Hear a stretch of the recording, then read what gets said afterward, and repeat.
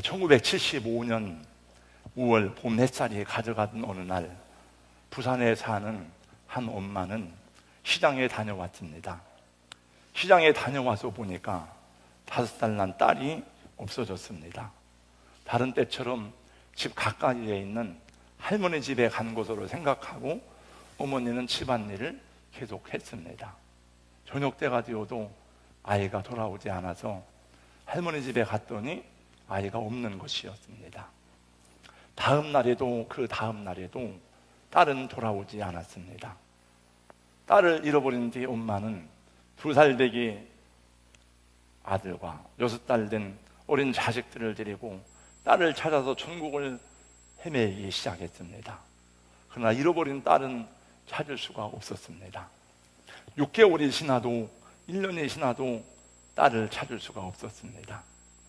그래도 포기하지 않고 엄마는 딸을 찾아서 방방곡곡을 헤매이며 찾아다녔습니다.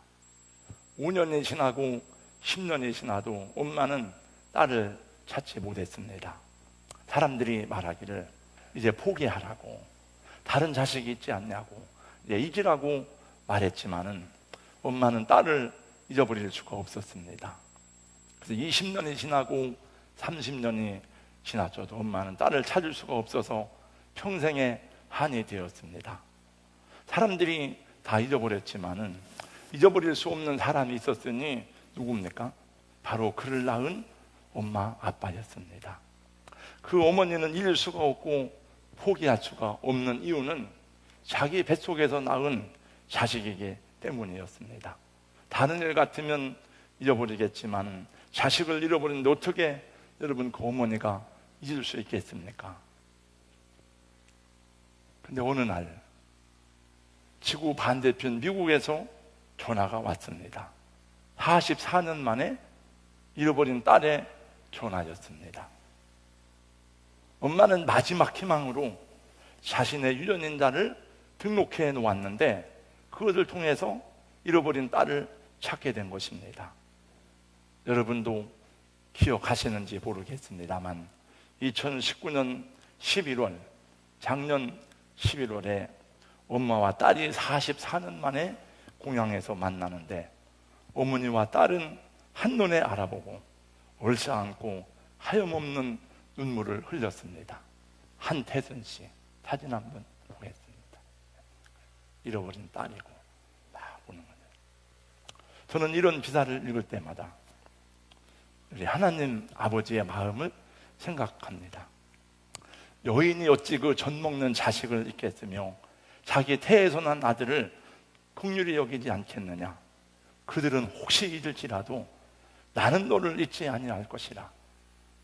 그 부모들은 혹시 너를 잃을지 모르지만 나는 너를 잊지 않는다. 내가 너를 내 손바닥에 새겼고 너의 성벽이 항상 내 앞에 있나니. 엄마가 딸을 찾을 수 있었던 이유는 DNA 유전인자를 통해서 찾을 수가 있었습니다. 우리 속에 있는 우리 부모님의 유전인자는 세월이 변하고 천재가 개벽을 해도 바뀌지 않습니다. 보라 양육하다 보면 그 얘기가 나와요. 코스모스의 유전인자는 어디다 심어도 코스모스가 나오게 되어 있어요. 그 유전인자는 어디로부터 시작되었느냐? 창세로부터 시작된 것을 말씀하고 있고 하나님의 형상으로 지음받은 우리이기 때문에 하나님께로부터 받은 유전인자인 것입니다. 그래서 하나님은 우리를 잊지 않으시고 우리를 찾으시는 것입니다. 그래서 그 아들 예수 그리스도를 세상에 보내셔서 온갖 고난과 능욕과 그 고통의 십자가 위에서 피 흘리심으로 죄값을 다 치르시고 우리를 부르심에도 불구하고 사람들이 돌아오지 않는 모습을 보면서 주님은 슬퍼하십니다. 예수님이 세상에 오신 목적이 무엇입니까? 요한복음 6장에 주님이 말씀했습니다. 내가 하늘에서 내려온 것은 내 뜻을 행하려 함이 아니라 나를 보내신 이의 뜻을 행하려 함이니라. 나를 보내신 이의 뜻은 내게 주신 자 중에서 하나도 잃어버리지 아니하고 마지막 날에 다시 살리는 이것이니라. 사랑하는 성도 여러분, 지난주에 맥주 감사주의를 보냈는데 왜 또 오늘 두 번째 감사주의를 보냅니까? 그건 제 마음속에 감사주일이 지나가는 연례적인 행사가 아니라 정말 우리 마음에 하나님의 은혜를 감사하는 신실한 신앙을 찾으면 좋겠다 싶어서 저는 두 번째 감사주의를 지켜야 되겠다고 생각을 한 것입니다. 우리 그동인들에게 가장 큰 감사의 이유는 무엇입니까? 그것은 두말할 필요가 없습니다. 구원의 감사요. 예수님 십자가의 사랑으로 속량함을 받은 그 은혜가 첫 번째 감사의 이유와 감사의 조건이 되는 것입니다. 저는 교회가 지을 수 있는 가장 큰 죄 가운데 하나는 성도들로 하여금 여러분 복 받으세요, 복 받으세요. 복을 받아야죠, 당연히. 계속 그것만 가르치고 구원의 기쁨, 구원의 감사, 거듭남의 확신을 성도들에게 주지 못한다면 교회가 중요한 사명을 잃어버린 것이라고 생각합니다.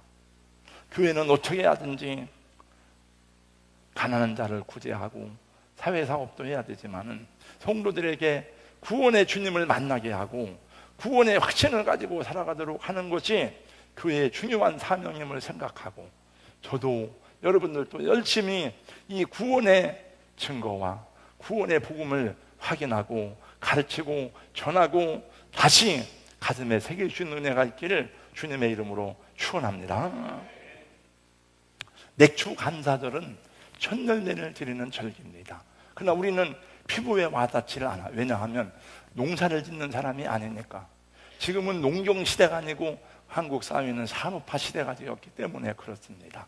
그래서 잘 피부로 느끼지 못하지만 그럼에도 불구하고 여러분이 먹고 사는 모든 것은 다 땅에서 나는 것을 먹고 살아갑니다. 사랑하는 성도 여러분, 모든 것의 첫 열매는 누구의 것입니까? 그건 곡식만 그런 게 아니에요. 여러분 출애굽기 13장 2절 말씀을 다 같이 함께 앞을 보고 같이 읽겠습니다. 다 같이요. 시작. 이스라엘 자손 중에서 사람이나 짐승을 막론하고 태에서 처음 난 모든 것은 다 거룩히 구별하여 내게 돌리라. 이는 내 것이니라 하시니라. 자, 지금부터 제가 여러분에게 드리는 말씀은 어려운 말씀은 아니지만은 그래도 잘 새겨드려야 이해가 됩니다. 곡식만이 아닙니다. 가축도 사람도 모든 초태생은 처음 난 것은 하나님의 것입니다. 사람도 마다들은 하나님의 것입니다. 왜 하나님의 것이냐?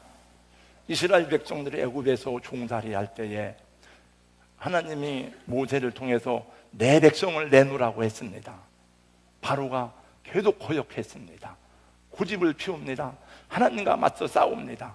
하나님이 한 가지, 두 가지, 세 가지 계속 심판하지만 바로의 마음을 꺾을 수가 없습니다. 마지막 10번째 심판이 무엇이냐? 모든 애굽에 처음 난 것들은 사람이든지 짐승이든지 다 죽는다는 것이었습니다. 그러나 이스라엘 장자들은 내가 보호한다. 어떻게 보호하느냐? 어린 양의 피를 문설주와 인방에 바르면 그 안에 있으면 다 보호한다. 그래서 애굽의 모든 장자들이 죽임을 당하던 그 밤에 이스라엘의 장자들은 생명을 건진받았습니다. 어린 양의 피로서 구원을 받았습니다. 민수기 8장 13절 말씀에 보니까 이스라엘 자손 중에 처음 태어난 것은 사람이든지 짐승이든지 다 내게 속하였음은 내가 애굽 땅에서 모든 처음 태어난 자를 치던 그날에 내가 그들을 구별하여 구원하였기 때문이라고 말씀합니다. 그래서 이스라엘의 모든 처음 난 장자들은 하나님께 바쳐야 되었습니다. 민수기 18장 15절 말씀에 보니까 여호와께 드리는 모든 생물에 처음 나는 것은 사람이든지 짐승이든지 다 내 것이로되 처음 태어난 사람은 반드시 대속할 것이요 처음 태어난 부정한 짐승도 다 대속할 것이며라고 말씀합니다. 그래서 처음 태어난 것은 다 제물로 바칩니다. 사람을 여러분 목을 자르고 다리를 잘라서 각을 떠가지고 제물로 바칠 수가 없잖아요. 그래서 하나님이 16절 말씀에 보니까 그 사람을 대속할 때에는 난지 한 달 이후에 내가 정한 대로 성도의 세겔을 따라서 5세겔로 대속하라. 그거를 속전이라 해요. 속전. 대신 속전의 예물을 드리는 겁니다. 우리 모두가 구원받은 것은 어린 양의 피로 십자가에 죽으시고 부활하신 예수 그리스도 때문에 구원받은 것입니다. 그래서 구약에서 모든 것이 다 예표요 하나의 모형이었지만은 마침내 하나님은 모형이 아니라 진짜로 우리의 모든 사람의 마다들 되시는 예수님을 보내서 마다들을 화목제물로 십자가에서 드리게 한 것입니다. 그 로마서의 말씀에 보면 그것을 말씀합니다. 로마서 8장 29절을 다 같이 함께 읽겠습니다. 다 같이요. 하나님이 미리 아신 자들을 또한 그 아들의 형상을 본받게 하기 위하여 미리 정하셨으니 이는 그로 많은 형제 중에서 맏아들이 되게 하려 하심이니라. 그래서 예수님이 우리 형님이 되는 거예요. 하나님께 예수님의 맏아들이 되고 우리는 다 그 아래 붙어있는 예수님의 형제가 되는 거예요. 그 찬송가에 보면 형님같이 부형같이 그 노래가 있는데 그 노래 예수님이 어떤 면에서 또 우리 형님이에요. 옛날 김대중 씨가 예수를 보고 예수는 나의 형님이라 그래가지고 많이 욕을 했는데 제가 가만히 따져보니까 틀린 말이 아니더라고요.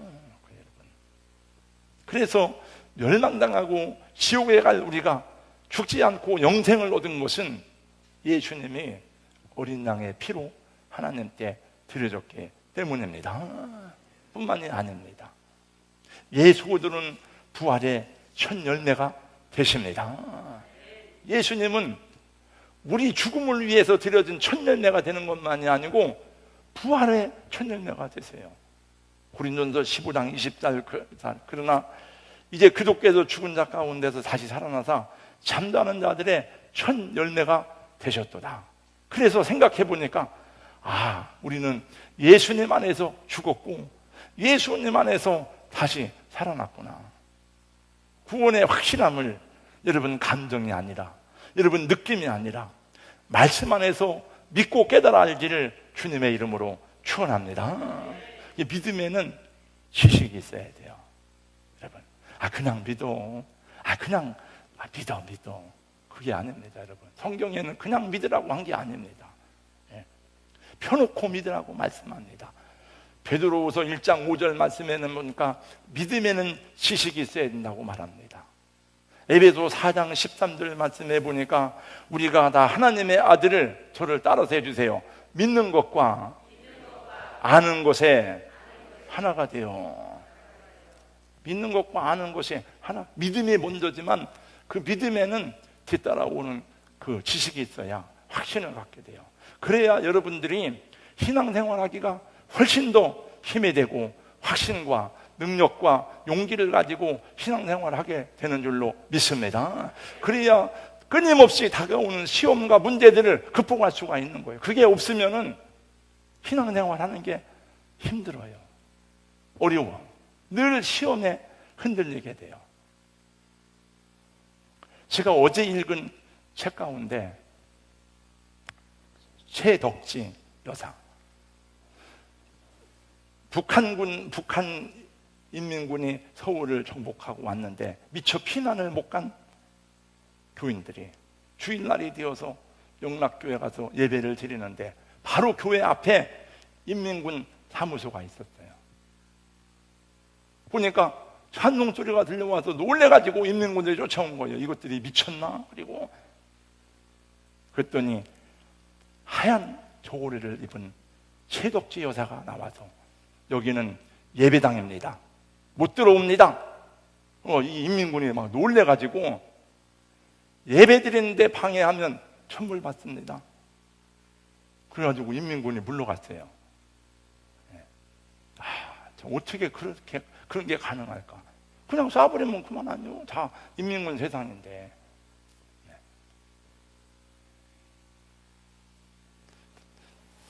참 진짜 대단한 믿음이다. 그런 생각이 들더라고요.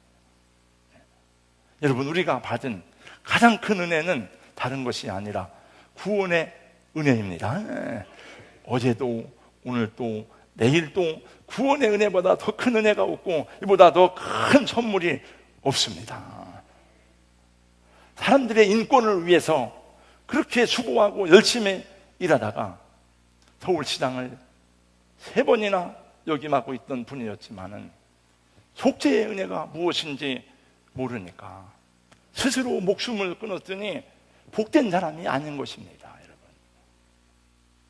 시편 1편 말씀을 저는 3번에 걸쳐 전했습니다. 어떤 사람이 복된 사람이냐? 하나님이 인정하는 사람이 복된 사람이에요. 할렐루야. 그의 마지막 유서에는 오직 고통밖에 주지 못한 가족들에게 미안하다고 적었습니다만, 유명한 공인으로서 죄를 짓고 부끄러워 죽음을 선택할 때 그 마음이 얼마나 비통하였겠습니까? 그러나 작가 정세랑 씨는 말하기를 자살은 최종적인 형태의 가해라고 말했습니다. 아무에게도 사과받지 못할 피해자의 무게는 너무나 고통스러워서 그 짐을 누가 함께 지겠느냐는 거예요. 죽음은 끝나는 게 아니에요. 그건 조금도 미화시킬 게 아닙니다. 여러분, 신문 헤드라인 기사에 큰 별이 떨어진다는데 제가 큰 별은 무슨 큰 별이야. 저는 그분을 존경하거나 좋아하지는 않았지만, 그러나 그분이 인격적이고 사람의 인권을 소중히 여기는 진실한 사람이라고 생각은 합니다. 그러나 아무리 사람의 인권을 생각하고 아무리 진실하다 할지라도 그 이상은 사람의 수준밖에는 안 되는 거예요. 자기 자신도 구원을 못 받고 다른 사람에게도 구원을 주지 못하고 자기 스스로 얘기했다. 고통밖에 준 것이 없어 죄송하다. 그 자녀들과 가족들은 평생에 무슨 짐을 지고 살겠습니까? 자기들이 생각하는 인권 이상은 사람은 생각할 수가 없는 거예요, 여러분. 하나님이 사람을 창조했는데, 하나님이 인간의 권리를 소중하게 여기셨는데, 그 하나님 앞에 가서 인권을 찾아야지. 돈으로도 할 수 없고 많은 군대를 가지고도 구원 얻을 왕이 없다고 시편에 말씀하고 있으니, 여러분, 아무리 착하고 성실하게 살아봐야 하나님 앞에서는 의롭다함을 받을 사람이 하나도 없는 것입니다. 오직 예수 그리스도의 십자가와 부활만이 우리를 정결케 하고, 오직 부활의 능력으로만 우리는 하나님 앞에 의롭다함을 얻을 수 있기에 그 사랑에 감격하고 그 사랑에 감사해서 오늘 또 최선을 다해서 예배함이 마땅한 도리인 줄로 믿습니다. 우리 정유순 권사님은 집 밖에도 나가면 안 되는데 어떻게 예배하러 오셨어요? 감사합니다. 마스크 쓰고 그냥 그렇게 하고 밥 안 먹으니까 하고 가면 아무 상관없습니다. 네. 감사해요, 제가. 네. 감사절을 주신 이유 첫 번째, 구원의 은혜를 기억하는 데 있습니다. 두 번째, 맥주 감사절은 하나님의 명령이에요. 우리가 예배드리는 것은 우리가 고안해서 하는 게 아니에요. 우리가 기획해서 우리가 생각해가지고 하나님 예배드릴 그게 아니에요. 예배와 감사절의 모든 것은 하나님의 명령입니다. 절기는 교회가 만든 게 아닙니다, 여러분. 하나님이 주신, 오늘 여기 봉독한 신명기 16장에는 세 절기가 나옵니다. 6월절, 77절, 맥주절, 77절, 오순절, 맥주절 같은 겁니다.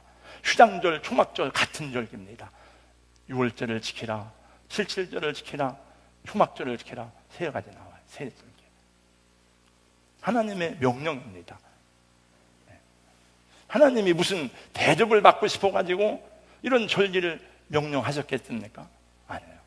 구원받은 자기 백성들이 세상에 사는 동안에 세상에 시달리고 세상에 미혹하는 것이 너무 많으니까 믿음의 길을 잃어버리지 않도록 하기 위해서 이 절기를 주신 거예요.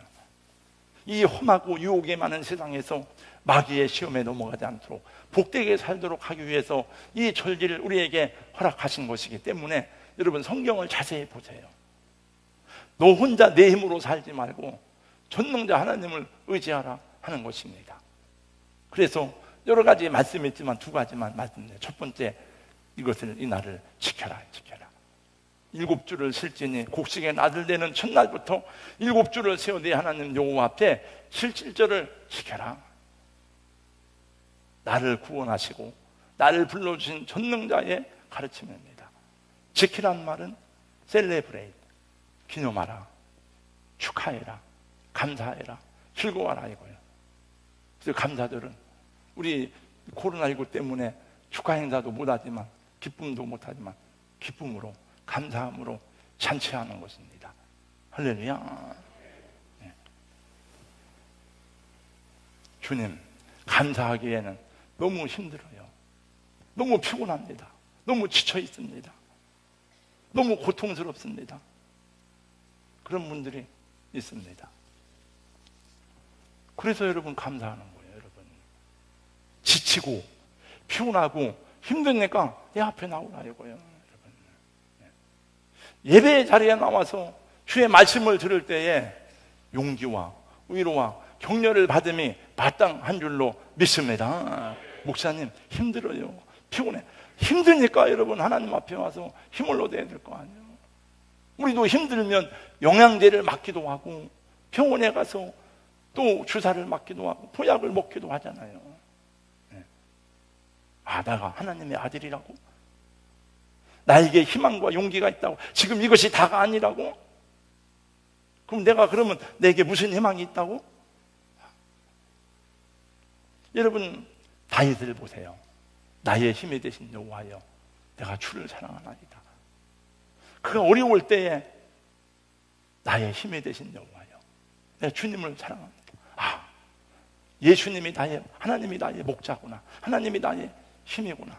그래서 그는 10수년을 광야에 쫓겨다니면서도 원망하고 불평하지 않고 다 성경에 보니까 찬양하고 감사하고 노래하였습니다. 그런 다윗의 고백과 같이 이 고달픈 삶의 현장에서 여러분 예수님 믿는 게 짐이 아니고 예수님 믿음이 능력이고 힘이고 용기가 되는 은혜가 있기를 주님의 이름으로 축원합니다. 감사절이 무거운 짐이 아니고 하나님의 은총이 되기를 주님의 이름으로 축복합니다. 또 한 가지 10절 말씀해 보니까 드리라 그랬대요. 네 하나님 여호와께서 내게 복을 주신 대로 내 힘을 헤아려 자원하는 예물을 드리라. 기부가 아닙니다. 오퍼링이에요. 오퍼링. 기부는 그냥 기부하는 거예요. 기부하는 거. 하나님께 내가 기부한다, 하나님께 감사드려 기부해야지, 하나님께 대접해야지, 그게 아니에요. 오퍼링입니다. 드리는 겁니다. 하나님께 힘을 다해서 드려라. 그 힘이 사람마다 다를 거예요. 아마 얼마를 드려야 힘을 다하는 건지 저는 몰라요. 제가 지난 수요 예배 때 얘기했습니다. 어떤 사람은 형식적으로 드리고, 어떤 사람은 힘을 다해 드리고, 어떤 사람은 힘에 지나도 드리고. 하나님은 우리에게 드리는 것을 배우게 했어요. 여러분 드리는 것을 배워야 돼요. 아이들도 그걸 가르쳐야 돼요. 아벨에게는 온전한 재물을 통해 하나님과 교통하는 법을 알게 하시고, 아브라함에게는 자기 아들을 바침으로써 여호와 일의 축복이 무엇인지 알게 하시고, 여러분 마리아에게는 값진 향유를 다 드려도 아깝지 않을 주님으로 섬기게 하심으로 복음이 전파되는 곳마다 어디서든지 그의 행한 일을 함께 기념하라고 말씀했으니, 하나님이 드리는 자에게 더 많은 것을 주심으로 우리는 더 많은 소유를 가지고 세상을 섬기게 되는 복된 자녀가 되는 줄로 믿습니다. 여러분 다 성경 보세요. 여러분 하나님이 뺏어 먹는 게 아니에요. 마태복음 25장의 달란트 외에도 보니까 2달란트 받은 자에게 2달란트 더해주라, 5달란트 받은 자에게 5달란트 더해주라, 1달란트 받은 자 땅속에 묻어두었더니 빼앗아서 있는 자에게 주라고 말씀합니다. 자기 재물을 드리는 것은 쉬운 것입니다. 여러분 그것도 쉬운 것은 아니지만 그 중에서 여러분 쉬운 거예요. 하나님 내 눈을 뺏어 달라고 하지 아니한다, 내 신장을 뺏어 어려운 사람을 주라고 아니하시니 얼마나 감사한지. 내 간을 이식해가지고 죽어가는 사람을 주라고 했더라면 그건 심각하잖아요. 그러니 여러분, 그래도 물질을 바치라고 한 게 감사한 거예요. 하나님은 자기 아들 예수님의 생명까지도 십자가 위에서 다 내어주셨어요. 모든 것은 하나님께로부터 주어집니다. 여러분, 내가 주인 되면 내 수준 이상의 삶을 살 수가 없어요. 그냥 하나님께 바치면 하나님의 것이 되고, 거룩한 구별이 되고, 올바른 청직으로 살면 하나님이 더 많이 맡겨 주신다고 말씀했더니, 할 수 있으면 드리는 것도 기쁨으로 훈련받기를 주님의 이름으로 축원합니다. 지난 주일날 감사 예물을, 맥주전 예물을 드리지 못한 분들은 다 드릴 수 있기를 예수님의 이름으로 권면하고 축복합니다. 다 드리는 거예요. 제가 어제 집사님들 몇 사람한테 전화했어요. 두 사람한테만 했어요. 집사님, 감사 예물 온라인으로 해요. 예, 알았습니다. 교회 재정이 부족한가 보구나. 교회 재정 채우려고 그런가 보나. 아니에요. 제가 수요일날 말씀드렸습니다. 이렇게 어려운데 예배 출석 인원이 우리 평상시에 여러분 70%가 채 안 되는데, 이 코로나로 어려운데 맥주절 감사헌금이 작년보다 더 많이 들어왔어요. 그러니 감사한 일 아니요? 장로님, 권사님, 집사님들 감사합니다. 어려운 중에 드렸으니 하나님, 이렇게 어려운데 열심히 했더니 하나님 복을 주세요. 제가 기도하고, 여러분도 복 받을 자격이 있는, 자격은 이미 다 우리 하나님 안에 있지만 하나님이 큰 은혜 주시기를 주님의 이름으로 축원합니다. 그까지 돈은 있다가도 없고 없다가도 있는 거예요.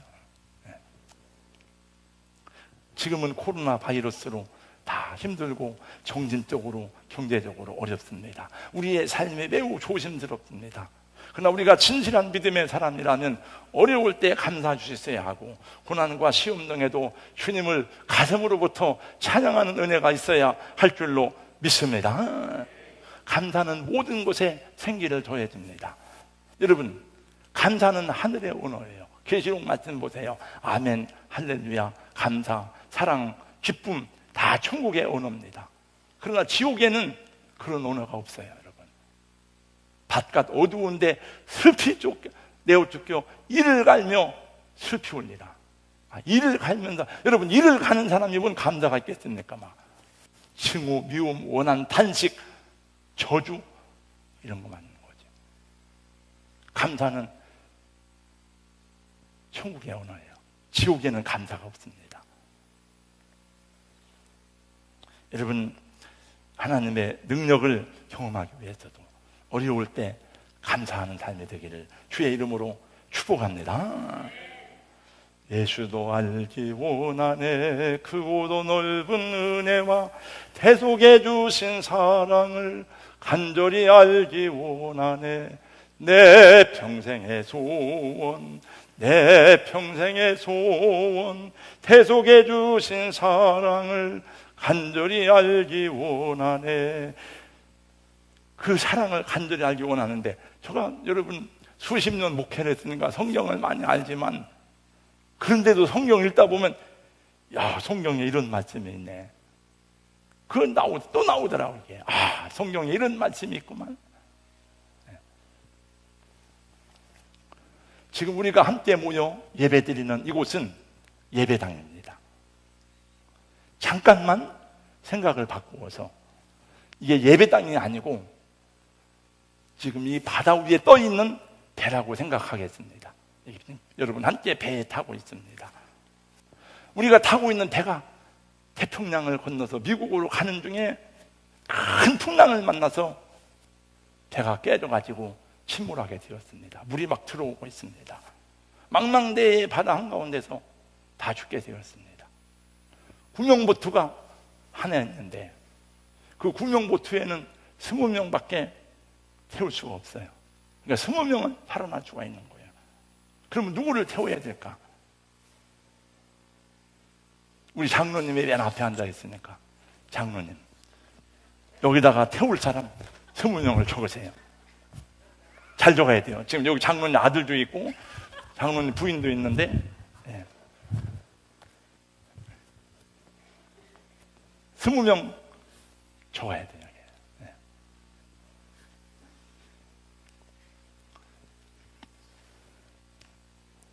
제가 생각할 때 장로님 나중에 적어야 지금 안 적어도 되고요. 장로님 보고 적으라 그러면은 자기 이름을 적을 사람은 제가 생각할 때 한 사람도 없을 것 같아요. 안 적어. 아, 나는 살아야 돼요. 내가 살아야지. 1912년 실제 얘기입니다. 영국의 사우샘프턴을 출발해서 뉴욕으로 가던 타이타닉호 대서양에서 빙산과 충돌을 해서 1514명이 바닷속에 목숨을 잃은 대형 해는 사고가 발생했습니다. 배가 신물에 갈 때 2시간, 3시간 가량 가까이 되었습니다. 승무원들은 다 배와 함께 목숨을 같이 했답니다. 약 900명의 승무원들이. 유일하게 승무원 중에 한 사람이 살아남았는데 그 사람은 타이타닉호의 2등 항해사인 찰스 레이틀러스입니다. 그 사람은 왜 살았느냐? 구조된 승객을 책임지기 위해서 보냄받은 사람이야. 너는 나가서 구조된 승객을 책임져라. 약 700몇 명이 구조가 됐습니다. 그가 그 당시에 회고록을 쓴 책이 있습니다. 그 책에 나오는 이야기의 일부분입니다. 선장 에드워드 존 스미스는 배가 침몰해 갈 때에 외쳤습니다. 모든 아이들과 여성들은 구명보트에 올라타라. 근데 여성분들이 대답을 않는 거예요. 왜 우리만 구명보트에 탑니까? 우리 남편 어떻게 합니까? 저는 배에 남겠습니다. 선장 에드워드가 소리를 질렀습니다. 빨리 구명보트에 태워라. 당시 세계 최고 갑부였던 에스터 에이브 씨는 임신 5개월 된 아내를 구명보트에 태워 보내면서 갑판 위에서 앉아서 떠나가는 보트를 향해 외쳤습니다. 사랑해 여보. 승객을 대피시키던 구명보트에 자리가 하나 있어서 그 갑부를 알아보고 이 사람은 얼마나 돈이 많은지 타이타닉호 10대를 더 만들 수 있는 돈이 있었답니다. 자리가 있으니까 빨리 타세요. 왜 여성들이 있는데 나를 타라고 합니까? 그러면서 아일랜드 여성을 태우고 그는 배와 함께 목숨을 함께 했습니다. 성공한 은행가였던 구겐하임 씨는 생명의 위협을 느끼는 순간에도 옷을 이브닝 드레스로 갈아입으면서 말했습니다. 죽을 때에 신자답게 채통을 지키며 죽겠습니다. 구겐하임 씨가 자기 아내에게 남긴 쪽지에는 이런 글이 적혀 있었습니다. 이 배에는 나의 이기심으로 구조받지 못하고 죽어간 여성은 없도록 하겠다. 나는 비겁한 삶을 선택할 바에는 신사답게 죽겠다. 미국 네이시 백화점의 창업자인 슈트라우스는 세계 2번째 부자였답니다. 어떤 말로 설득해도 그 아내 노달리 씨를 구명보트에 태우지 못했습니다. 나는 당신이 가는 곳에 내가 함께 가겠습니다. 나 혼자 살 수 없습니다. 결국 이 부부는 같이 배와 함께 최후를 가졌습니다. 미국 뉴욕의 브롱크스에는 이 부부를 기리는 기념비가 있는데 이런 글귀가 적혀 있답니다. 바닷물로도 침몰시킬 수 없었던 사랑의 사람들. 남편과 함께 미국으로 신혼여행 중이던 니더 바스는 남편을 꼭 껴안고 혼자 살아남는 것을 거부해서 남편은 그를 때려서 기절시킨 다음에야 구명보트에 태웠답니다.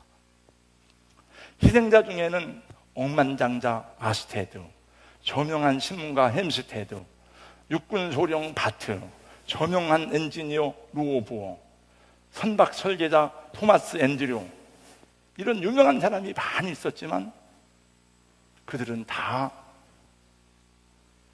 연약한 여성들을 먼저 다 태우고 배와 함께 목숨을 같이 했답니다. 물론 남자였지만 여장으로 변장을 하고 배 몰래 탄 그런 사람들도 있었답니다. 그 중에서도 가장 감동적인 장면은 타이타닉호가 침몰하는 순간까지 바이올린 연주를 한 남성이었답니다. 윌리스 하틀리라고 하는 이 남자는 배가 침몰하는 3시간 동안 승객들을 안정시키기 위해서 계속 찬송가를 연주했다고 합니다. 제가 타이타닉 영화를 볼 때에는 그걸 계속 하더라고요. 4주를 가까이 가게 하면 계속 그걸 연주하더라고요. 네. 손학겸 사모님이 메시지가 와서 제가 그 바이올린이 다 이제 수명이 다 했는지 해가지고 그걸 처분했다고 그러길래 제가 바이올린 하나 사면 되지 뭐 그거 가지고 이 목사님 바이올린 하나 사주라고 그래. 남편이 그 정도 힘도 없어. 그러니까 우리 이 목사님이 무슨 돈이 있어? 본 목사가 그럼 내가 사주지. 얼마요? 100만 원? 200만 원? 그랬더니 뭐 물어보니까 1000만 원이라. 1000만 원. 혹시 살 사람 있으면 사세요. 이렇게. 네. 저는 그 글을 읽으면서 근데 그때 그 바이올린이 그 약혼녀가 보관하고 있다가 나중에 해서 런던 경매시장에서 90만 파운드에 경매가 되었다고 합니다. 우리나라 돈으로 약 15억 4,800만 원. 저는 생각할 때 한 가족도 아니고 한 교회 교인도 아니고 어떻게 그런 선택을 할 수 있을까? 노블레스 오블리제의 정신이 살아있기 때문이라고 생각합니다. 세월호가 침몰할 때를 생각해 봤어요. 세월호 침몰할 때에 선장은 죽어가는 애들을 놔두고 혼자 맨발로 뛰어나왔습니다. 많은 승무원들이 다 뛰쳐나왔습니다. 애들 다 놔두고 야 가만히 있어라. 네. 어제 어떤 교육자에게 우리 교회 교육자한테 리더십이 뭐야? 리더십이라는 말은 리더 이끄는 사람, 배 아니요. 배를 끌고 가는 사람이 그 리더십은 배를 끌고 간다는 뜻이에요. 배를 끌고 가려면 수많은 난파를 만나고 풍랑을 만나고 많이 만나는데 봐봐, 내가 이 말씀 준비하다 보니까 그 타이타닉호의 선장과 세월호 선장이 뭐가 다른가 봐봐. 예수님은 나는 양을 위해서 목숨을 버리겠노라 했는데 그런 자세로 하나님의 일을 해야지. 그냥 그런 얘기를 한 적이 있습니다. 우리 직분자들은 어떤 마음으로 교회와 성도들을 섬겨야 되겠습니까?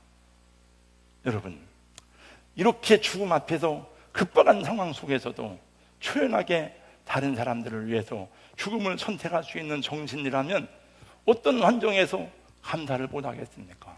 죽는 일도 있는데. 우리는 하나님 나라의 신사가 되었습니다. 사도행전 17장 말씀 보세요. 무슨 뜻인지. 주님의 영광을 위해서 그들의 영예를 지키는 그런 성도가 되시고 교회 공동체의 한 사람으로서 교회를 향한 사랑과 책임을 다하는 우리 집사님, 권사님, 장로님들, 휴회종들 됨에 마땅한 줄로 믿습니다. 그래야 돼요. 그런 마음을 가지고 교회를 섬겨야죠. 제가 제 아내에게 설교 준비를 맞춰놓고 물어봤습니다. 이 내용을 모르니까. 당신 나하고 둘이 배를 타고 가다가 빠져 죽게 되었어. 두 사람 중에 한 사람은 살 수 있는데 보트가 하나 있는데 어떻게 해야 될까? 당신이 살아야죠. 그래서 왜 내가 살아? 당신 나보다 할 일이 더 많으니까. 그래서 감사하네. 그래 내가 살겠어? 내가 당신 놔두고 내가 혼자 살겠어? 당신을 살려야지. 내가 더 오래 살았으니까.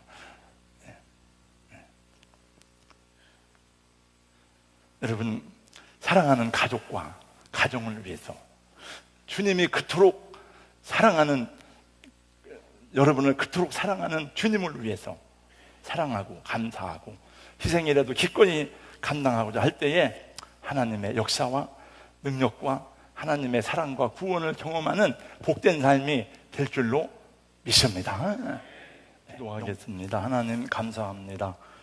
오늘까지 살아온 것도 하나님의 은혜이지만 살아갈 날들도 하나님의 은혜가 있어야 우리가 사랑하며 감사하며 행복하게 살 수 있는 줄로 믿습니다. 천국에 가서 영생의 기쁨을 누리는 것도 귀하고 복스러운 일이지만은 하나님 뜻대로 이 땅에 살아가는 중에도 우리로 하여금 서로 사랑하고 감사하며 살도록 허락받은 날들을 싸우고 미워하며 갈등하고 원망하는 삶으로 살아가는 인생들이 많습니다. 저희를 용서하시고 하나님, 우리 주님 앞에 가는 그날까지 이 땅에 주어진 삶 속에서 감사하며 사랑하며 격려하며 주의 기뻐하심을 따라 살아가는 우리 성도님들, 주의 종들 되도록 우리 주님 축복하여 주시옵소서. 예수님 이름으로 기도하옵나이다. 아멘.